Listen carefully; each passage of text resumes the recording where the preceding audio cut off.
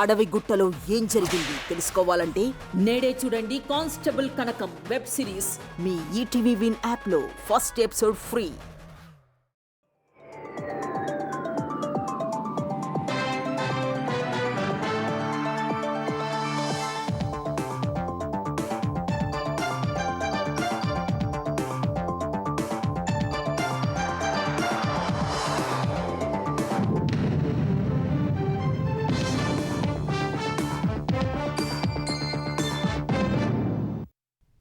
నమస్కారం, ETV news కు స్వాగతం. ముఖ్యాంశాలు. కాళేశ్వరం కమిషన్ నివేదికపై తెలంగాణ అసెంబ్లీలో వాడివేడి చర్చ. 1,00,000 కోట్లు దోచుకునేందుకే మేడిగడ్డ వద్ద ప్రాజెక్టు నిర్మించారన్న సీఎం.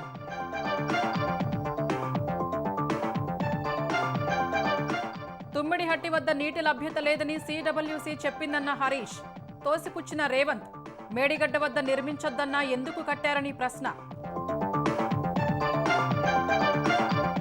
కాళేశ్వరం ప్రాజెక్టులో అడుగడుగునా తప్పులు జరిగాయన్న కమిషన్. కేసీఆర్, హరీష్ రావు సహా అప్పటి ఉన్నతాధికారులపై చర్యలకు సిఫారసు.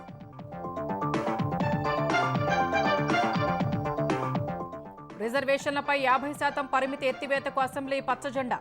పురపాలక, పంచాయతీరాజ్ చట్ట సవరణ బిల్లులకు ఏకగ్రీవంగా ఆమోదం.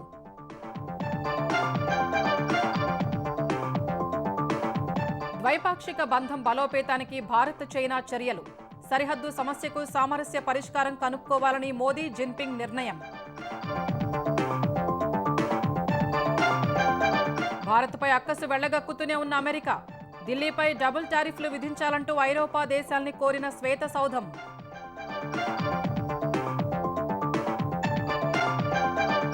ఆంధ్రప్రదేశ్లో నెల రోజులు రేషన్ ఇచ్చే యోచన. పేదల సంక్షేమమే ముఖ్యమన్న నాదెండ్ల. తృణధాన్యాలు పంపిణీ చేస్తామని వెల్లడి.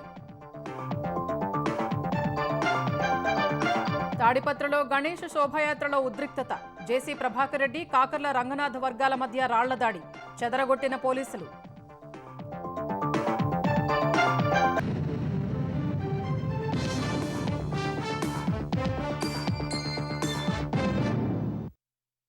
నిజాం కంటే శ్రీమంతుడు కావాలనే దురాశతోనే కేసీఆర్ కాళేశ్వరం ప్రాజెక్టు కట్టారని ముఖ్యమంత్రి రేవంత్ రెడ్డి ఆరోపించారు.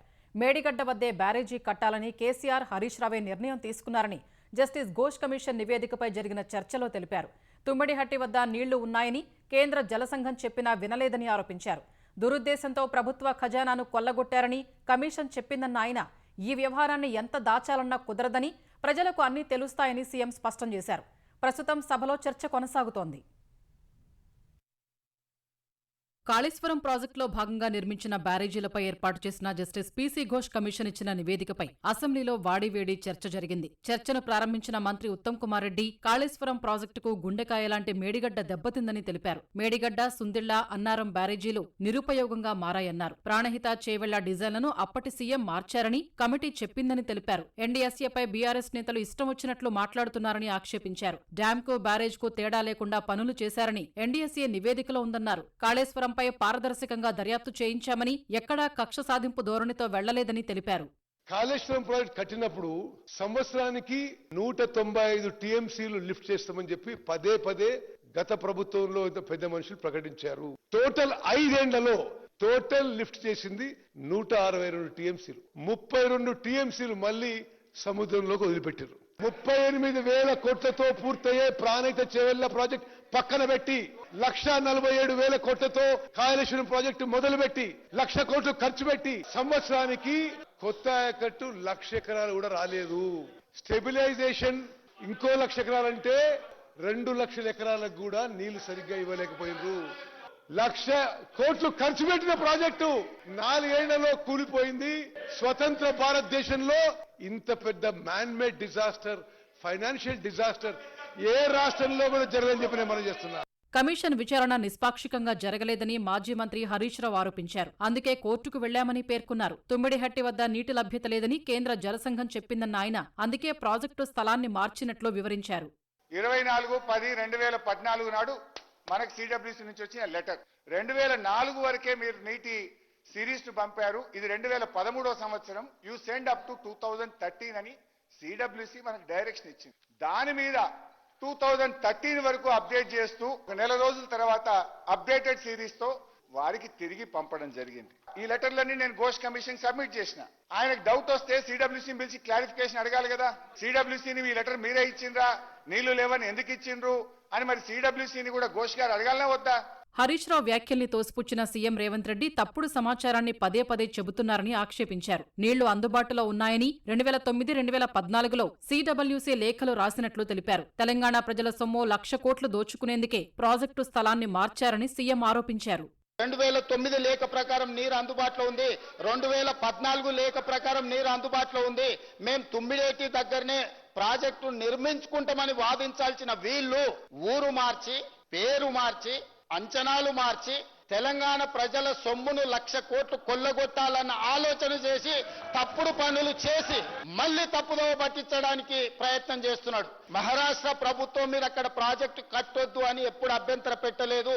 పూణేకి సంబంధించిన సంస్థ ఈ అపాయింట్ చేసి ఈ నివేదిక తెప్పించుకున్నాక ముందుకు వెళ్దామని చెప్పారు అధ్యక్ష. మరి లోపల 80,000 పుస్తకాలు చదివిన మేధావికి మెదడులో ఏం పురుగు దొల్చిందో నాకు తెలియదు. నిజాం కంటే కూడా శ్రీమంతుడు కావాలన్న ధనాశ దురాశ ఏం కలిగిందో తెలియదు. దాంతోని ఎంబడే వీళ్ళు ప్రాజెక్టును షిఫ్ట్ చేయడానికి ఒక కమిటీని అపాయింట్ చేసిండ్రు అధ్యక్ష. ఎందుకంటే వారు అర్థమైనా అర్థం కానట్టు నటిస్తారు. నిద్రపోయిన వాడిని లేపొచ్చు అధ్యక్ష, నిద్రపోయినట్టు నటించటోని లేపలేము అధ్యక్ష ఈ సమాజంలో. అయినా కూడా నేను లేపే తెలివితేటలు నాకున్నాయి అధ్యక్ష. చర్చలో పాల్గొన్న మంత్రి పొంగులేటి శ్రీనివాసరెడ్డి కమిషన్లు రావని ప్రాజెక్టు స్థలం మార్చారని ఆరోపించారు. సీతారామసాగర్ ప్రాజెక్టు అంచనాలు భారీగా పెంచినప్పటికీ తమ ప్రభుత్వం భేషజాలకు పోకుండా పూర్తి చేస్తున్నట్లు చెప్పారు. అంతకుముందు మాట్లాడిన మంత్రి కోమటిరెడ్డి వెంకటరెడ్డి కాళేశ్వరం అక్రమాలకు శిక్ష నుంచి తప్పించుకోలేరని పేర్కొన్నారు. మేడిగడ్డ, అన్నారం, సుందిళ్ల బ్యారేజీల ప్రణాళిక మొదలు నిర్వహణ వరకు లోపాలకు బాధ్యులైన వారిపై చర్యలకు జస్టిస్ పీసీ ఘోష్ కమిషన్ సిఫార్సు చేసింది. మాజీ సీఎం కేసీఆర్, మాజీ మంత్రులు హరీష్ రావు, ఈటల రాజేందర్పై చట్ట ప్రకారం చర్యలు తీసుకునే అంశాన్ని ప్రభుత్వం పరిశీలించాలని పేర్కొంది. పూర్తిగా నాటి ముఖ్యమంత్రి నిర్ణయం ప్రకారమే 3 బ్యారేజీల నిర్మాణం జరిగిందన్న కమిషన్ నీటి లభ్యత లేనందుకే తుమ్మిడిహట్టి నుంచి మేడిగడ్డకు మార్చామని చెప్పడం సహేతుకం కాదని పేర్కొంది. అడుగడుగునా లోపాలు, ఉల్లంఘనలు చోటు చేసుకున్నాయని, ఏజెన్సీలకు అనుచిత లబ్ధి చేకూర్చేలా వ్యవహరించారని ఆక్షేపించింది. కాళేశ్వరం ప్రాజెక్టులో భాగంగా నిర్మించిన మేడిగడ్డ, అన్నారం, సుందిళ్ల బ్యారేజీలకు సంబంధించిన లోపాలపై జస్టిస్ పీసీ ఘోష్ కమిషన్ సమర్పించిన నివేదికను ప్రభుత్వం ఎమ్మెల్యేలకు పెన్ డ్రైవ్ రూపంలో అందించింది. మొత్తం 665 పేజీలతో ఈ నివేదిక ఉంది. జస్టిస్ ఘోష్ కమిషన్ తన నివేదికలో కాళేశ్వరం ప్రాజెక్టుకు సంబంధించిన అన్ని అంశాల్ని పొందుపరిచింది. బ్యారేజీల నిర్మాణ స్థలం మార్పు, కాంట్రాక్టులు, లోపాలు, ఆర్థికపరమైన అంశాలు సహా అన్ని అంశాల్ని నివేదికలో పొందుపరిచింది. 3 బ్యారేజీల నిర్మాణం పూర్తిగా తప్పని, ఎలాంటి ప్రణాళిక లేదని, అంచనాల తయారీ, పరిపాలన అనుమతులు మొదలు సిడబ్ల్యూసీ నుంచి అనుమతుల విషయంలో తప్పిదాలు జరిగాయని పేర్కొంది. రాష్ట్ర ప్రభుత్వం నియమించిన నిపుణుల కమిటీ నివేదిక ప్రకారం మేడిగడ్డ వద్ద ఆనకట్ట నిర్మించి ఉండాల్సింది కాదని స్పష్టం చేసింది. తుమ్మిడిహట్టి వద్ద నీటి లభ్యత లేనందున మేడిగడ్డకు మార్చాల్సి వచ్చిందన్న వాదన సబబు కాదని, కేంద్ర జలసంఘం పరిశీలనలే ఇందుకు నిదర్శనమని పేర్కొంది. మేడిగడ్డ, అన్నారం, సుందిళ్ల వద్ద బ్యారేజీలు నిర్మించాలన్నది పూర్తిగా నాటి సీఎం కేసీఆర్ నిర్ణయమే అని తెలిపింది. ఇంజనీర్లు, సలహాదారులు, వ్యాప్కోస్ నిపుణులతో నాటి ముఖ్యమంత్రి నిర్వహించిన సమీక్షలో 3 బ్యారేజీల నిర్మాణంపై నిర్ణయం జరిగిందని నాటి నీటిపారుదల శాఖ ముఖ్య కార్యదర్శి ఎస్కే జోషి చెప్పినట్లు కమిషన్ తెలిపింది. ప్రాజెక్టుల రీ ఇంజనీరింగ్ లో భాగంగా తుమ్మిడిహట్టి వద్ద ఆనకట్టను తూర్పు ఆదిలాబాద్కే పరిమితం చేయాలని, కాళేశ్వరం పేరిట కొత్త ప్రాజెక్టు నిర్మించాలని కేసీఆర్, హరీష్ రావు నిర్వహించిన వివిధ సమీక్షల్లో నిర్ణయించారని, అందుకు అనుగుణంగానే మేడిగడ్డ వద్ద ఆనకట్ట నిర్మాణానికి నిర్ణయం తీసుకున్నారని స్పష్టం చేసింది. బ్యారేజీల నిర్మాణం, లిఫ్టులకు సంబంధించి వ్యాప్కోస్ 2016 జనవరి 17న ఇచ్చిన డీపీఆర్ ప్రకారం అంచనా వ్యయం 13,593 కోట్లుగా ఉందని, కానీ ఫిబ్రవరి 11న నాటి ముఖ్యమంత్రి రాసిన లేఖలో అంచనా వ్యయం 77,436 కోట్లుగా పేర్కొన్నారని, ఆ మొత్తం ఎక్కడి నుంచి వచ్చిందని కమిషన్ ప్రశ్నించింది. బ్యారేజీల పనులన్నీ ఏకకాలంలో జరగాలని, మేడిగడ్డ పనులు త్వరగా పూర్తయ్యేలా రోజుకి 10,000 క్యూబిక్ మీటర్ల మేర కాంక్రీటు వేయాలని నాటి సీఎం ఆదేశించారని పేర్కొంది. ఏజెన్సీలకు చెల్లింపులు, జీఎస్టీ పరిహారం చెల్లింపులకు సంబంధించి నాటి సీఎం ఆదేశాలు ఇచ్చారని తెలిపింది. కాళేశ్వరం కార్పొరేషన్ను నాటి ముఖ్యమంత్రి ఆదేశాల మేరకు ఏర్పాటు చేస్తున్నట్టు నీటిపారుదల శాఖ ముఖ్య కార్యదర్శి పేరిట వెలువడిన ఉత్తర్వుల్లో ఉందని పేర్కొంది. 3 బ్యారేజీల్లో నీరు నిల్వ చేయాలని నాటి సీఎం స్పష్టమైన ఆదేశాలు ఇచ్చారని కమిషన్ తెలిపింది. అప్పటి నీటిపారుదల శాఖ మంత్రి యాదృచ్ఛికంగా ఆదేశాలు ఇచ్చారని, అప్పటి ఆర్థిక శాఖ మంత్రి రాష్ట్ర ఆర్థిక పరిస్థితిని ఏమాత్రం పట్టించుకోకుండా వ్యవహరించారని ఆక్షేపించింది. 3 బ్యారేజీల ప్రణాళిక, నిర్మాణం, నిర్వహణతో పాటు జరిగిన అవకతవకలు, లోపాలకు నాటి ముఖ్యమంత్రి ప్రత్యక్షంగా, పరోక్షంగా బాధ్యులని స్పష్టం చేసింది. కేసీఆర్, హరీష్ రావు, ఈటలపై చట్ట ప్రకారం చర్యలు తీసుకునే అంశాన్ని రాష్ట్ర ప్రభుత్వం పరిశీలించాలని సిఫారసు చేసింది. బ్యారేజీల నిర్మాణానికి టర్నికీ విధానంలో కాకుండా లంసమ్ కాంట్రాక్టు ద్వారా చేస్తున్న వాస్తవాన్ని నాటి ఈఎన్సీలో మురళీధర్, హరిరాం ఉద్దేశపూర్వకంగా తొక్కిపెట్టారని, వారిపై చర్యలు తీసుకోవాలని సిఫారసు చేసింది. నిపుణుల కమిటీ నివేదికను దాచిపెట్టినందుకు నాటి ఐఏఎస్ ఎస్కే జోషి, ఈఎన్సీలు మురళీధర్, హరిరాం బాధ్యులని తేల్చింది. వారిపై కఠిన చర్యలు తీసుకోవాలని సిఫారసు చేసింది. బ్యారేజీల నిర్మాణం కోసం కేబినెట్ ఆమోదం లేకుండా ప్రభుత్వ బిజినెస్ రూల్స్ ఉల్లంఘించినందుకు ఎస్కే జోషి, స్మితా సబర్వాల్పై చర్యలు తీసుకోవాలని పేర్కొంది. మేడిగడ్డ బ్యారేజీలో 7వ బ్లాక్ను ఎల్ఎన్టీ సంస్థే పునరుద్ధరించాలని, లేదంటే చట్ట ప్రకారం ఆ మొత్తాన్ని సదరు సంస్థ నుంచి రాబట్టాలని సిఫారసు చేసింది. అన్నారం, సుందిళ్ల బ్యారేజీల లోపాలను కూడా ఆయా ఏజెన్సీలు వారి వ్యయంతోనే సరిదిద్దాలని పేర్కొంది. తెలంగాణలో బీసీలకు 42% రిజర్వేషన్లు కల్పించే లక్ష్యంతో ప్రభుత్వం తీసుకొచ్చిన 2 కీలక బిల్లులను శాసనసభ ఆమోదించింది. రిజర్వేషన్లకు సంబంధించిన బిల్లు రాష్ట్రపతి వద్ద పెండింగ్లో ఉండగానే ప్రభుత్వం మరో ప్రయత్నం చేయడంపై విపక్షాలు అనుమానాలు వ్యక్తం చేయగా, చిత్తశుద్దితో చేస్తున్న కృషికి అంతా సహకరించాలని సీఎం రేవంత్ రెడ్డి కోరారు. మరోవైపు కీలక బిల్లులు ఆమోదించాలంటూ రేపు గవర్నర్ను కలిసేందుకు రావాలని అన్ని పార్టీల శాసనసభాపక్ష నేతలు, ఇతర ముఖ్య నేతలకు మంత్రి పొన్నం ప్రభాకర్ లేఖలు రాశారు. తెలంగాణ స్థానిక సంస్థల ఎన్నికల్లో బీసీలకు 42% రిజర్వేషన్లు కల్పించడమే లక్ష్యంగా ప్రభుత్వం ప్రవేశపెట్టిన 2 కీలక బిల్లులను శాసనసభ ఏకగ్రీవంగా ఆమోదించింది. రిజర్వేషన్లు 50%కి మించకూడదన్న పరిమితిని తొలగిస్తూ పంచాయతీరాజ్ చట్టం 2018కి సవరణ, పురపాలక చట్టం 2019 నిబంధన సవరణ బిల్లులకు శాసనసభ ఆమోదం తెలిపింది. తొలుత మంత్రి శ్రీధర్ బాబు పురపాలక చట్ట సవరణ బిల్లును ప్రవేశపెట్టగా, బీఆర్ఎస్ నేత గంగుల కమలాకర్, పొన్నం ప్రభాకర్ మధ్య మాటల యుద్ధం జరిగింది. బీసీలపై మంత్రి పొన్నంకు అవగాహన లేదని కమలాకర్ వ్యాఖ్యానించారు. కమలాకర్ వ్యాఖ్యలను ఖండించిన మంత్రి శ్రీధర్ బాబు, పొన్నం వాటిని వెనక్కి తీసుకోవాలని డిమాండ్ చేశారు. కామారెడ్డి డిక్లరేషన్పై కాంగ్రెస్ ప్రభుత్వానికి చిత్తశుద్ది లేదని బీజేపీ ఎమ్మెల్యే పాయల్ శంకర్ విమర్శించారు. బీసీలకు ఉన్న అనుమానాలను ప్రభుత్వం నివృత్తి చేయాలని, 42% రిజర్వేషన్లు ఇవ్వాల్సిందేనని డిమాండ్ చేశారు. బలహీన వర్గాలకు మేలు చేసేలా 42% రిజర్వేషన్లు కల్పించాలనే సంకల్పంతో తెచ్చిన బిల్లుకు అన్ని పార్టీలు మద్దతు తెలపాలని సీఎం రేవంత్ రెడ్డి విజ్ఞప్తి చేశారు. తద్వారా స్థానిక సంస్థల ఎన్నికల్లోనూ బీసీలకు న్యాయం జరుగుతుందన్నారు. 2018లో చంద్రశేఖరరావు గారు తీసుకొచ్చిన పంచాయతీరాజ్ యాక్ట్, గంగుల కమలాకర్ గారు బీసీ మంత్రిగా ఉండుకుంటూ తెచ్చిన చట్టం గుదిబండగా మారి అడ్డంకిగా మారడంతో ఈ ఎన్నికలు నిర్వహించడానికి మా ప్రభుత్వం చిత్తశుద్దితోటి ఎంబడే ఆర్డినెన్స్ తీసుకొచ్చి ఈ అడ్డంకిని తొలగించండి అని మళ్ళీ ఆర్డినెన్స్ గవర్నర్ గారికి పంపించిన అధ్యక్ష. బీసీ కమిషన్ కి ఇచ్చిన జీవో అయినా, లేకపోతే డెడికేటెడ్ కమిషన్ కు ఇచ్చిన జీవో అయినా బలహీన వర్గాలకు 42% రిజర్వేషన్లు ఇవ్వాలన్నదే ప్రభుత్వం యొక్క ఆకాంక్ష, చిత్తశుద్ధి అధ్యక్ష.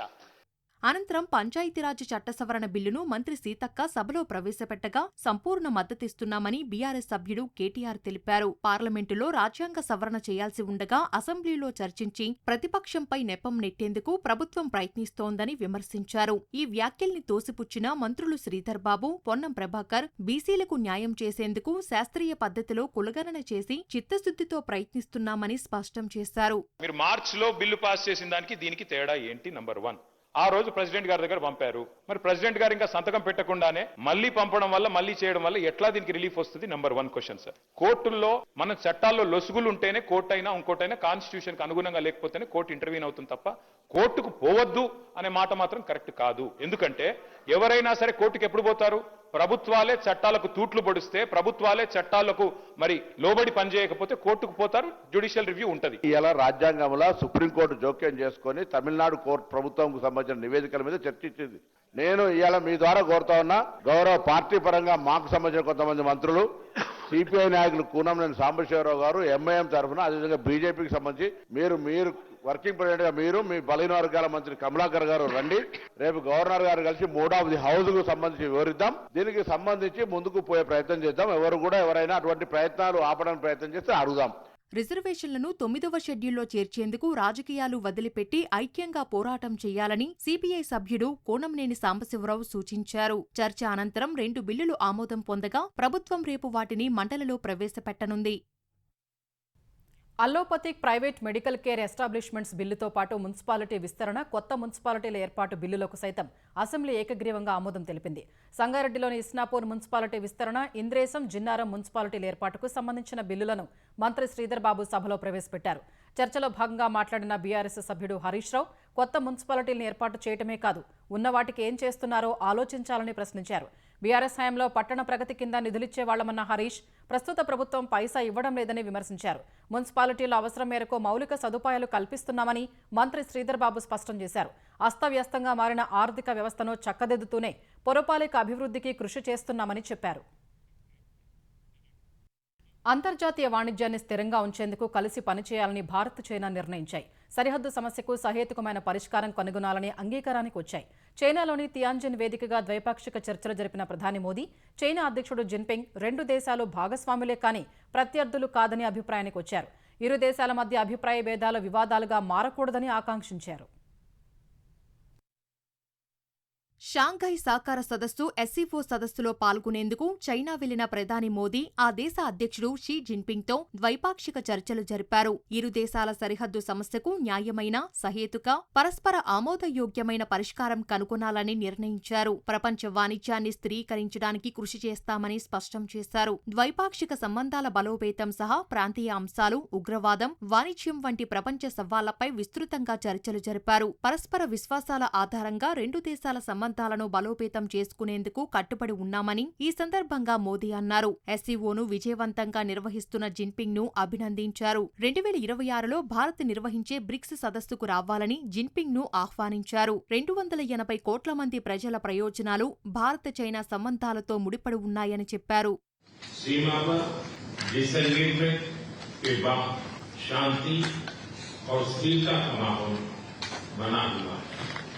कैलाश मानसरोवर यात्रा फिर से शुरू की।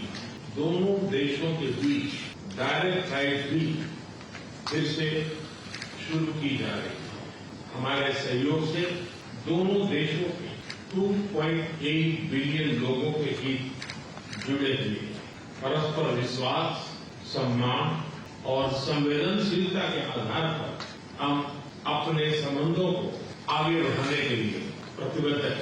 ప్రపంచంలోనే అత్యంత జనాభా కలిగిన దేశాలు స్నేహితులుగా ఉండటంతో పాటు ఇరుగు పొరుగుగా మంచి సంబంధాలు కలిగి ఉండాల్సిన అవసరముందని జిన్పింగ్ అన్నారు. ప్రస్తుత ప్రపంచ పరిస్థితుల్లో 2 దేశాలు కలిసి ఉండటం చాలా కీలకమని చెప్పారు. 2 దేశాల సంబంధాలను వ్యూహాత్మక, దీర్ఘకాలిక దృక్పథంతో కొనసాగించాలన్న జిన్పింగ్ స్థిరమైన, దృఢమైన ద్వైపాక్షిక సంబంధాల బలోపేతానికి కృషి చేయాలన్నారు. ట్రంప్ ఏకపక్ష విధానాలను విమర్శించిన జిన్పింగ్ బహుళధ్రువ ప్రపంచ నిర్మాణం, ఆసియా సహా ప్రపంచంలో శాంతి, శ్రేయస్సుల కోసం కృషి చేద్దామని పిలుపునిచ్చారు.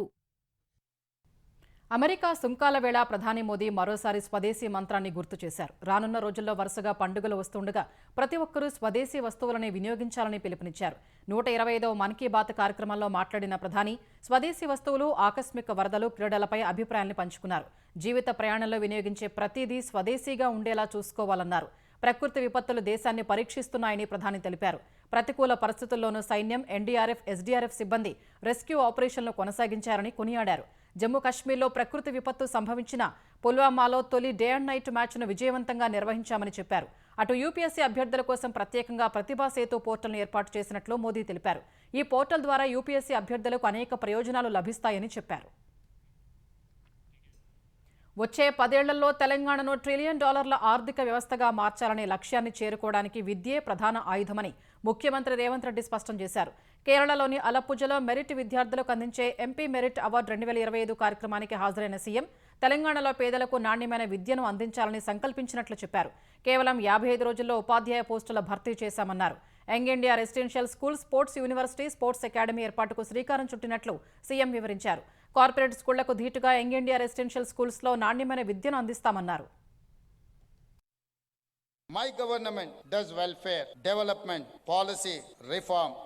Nothing is more important than our work in education. Next 10 years, we wanted to reach $1 trillion economy. By 2047, we wanted to reach a $3 trillion economy, 10% of the Indian economy. Then government has to focus on education. We have started Young India Integrated Residential Schools, 100 assembly constituencies, 100 schools.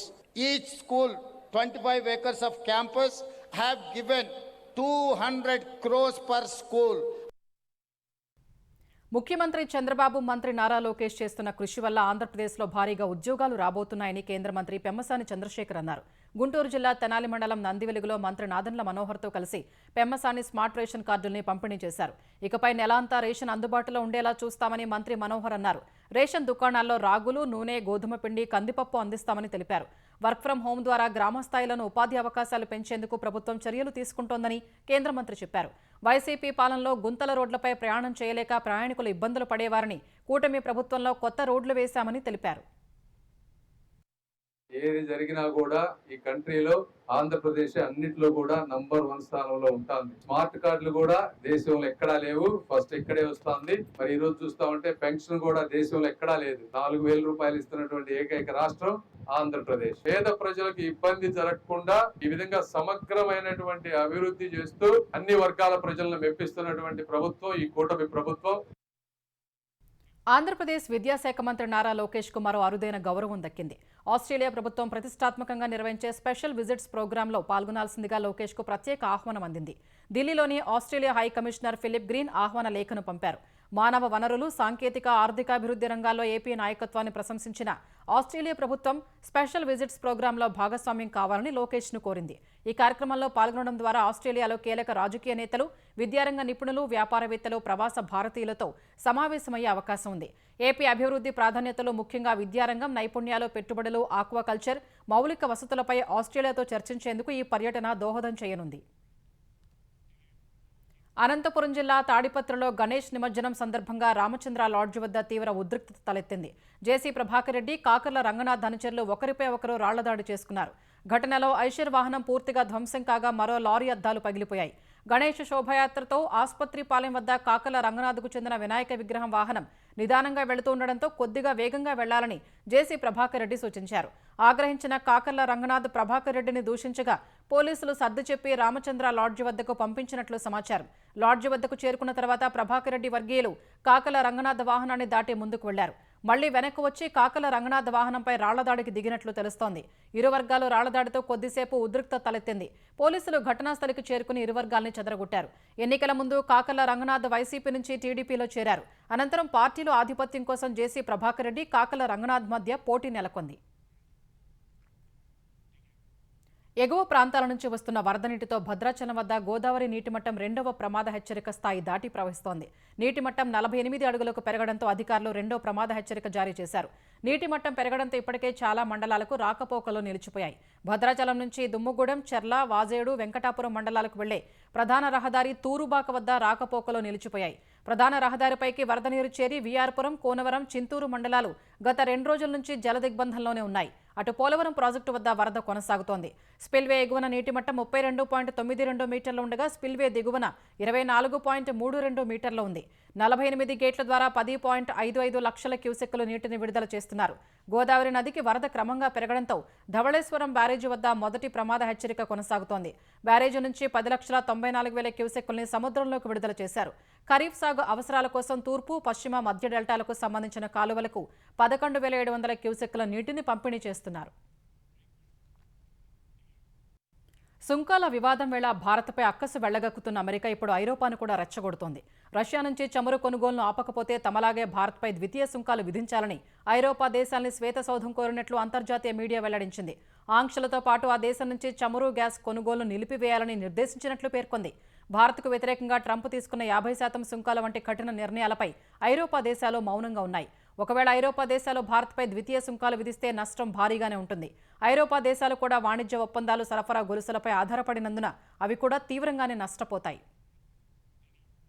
సుంకాల వివాదం నేపథ్యంలో భారత్లో పర్యటించే ప్రణాళికను America అధ్యక్షుడు Trump విరమించుకున్నట్లు తెలిసింది. Quad సదస్సు కోసం ఈ ఏడాది చివరిలో సభ్య దేశాల అధినేతలు హాజరు కావాల్సి ఉండగా ఆ ఆలోచనను ట్రంప్ పక్కన పెట్టినట్లు న్యూయార్క్ టైమ్స్ కథనం ప్రచురించింది. ఈ అంశంపై అమెరికా, భారత్ నుంచి ఎలాంటి అధికారిక ప్రకటన రాలేదు.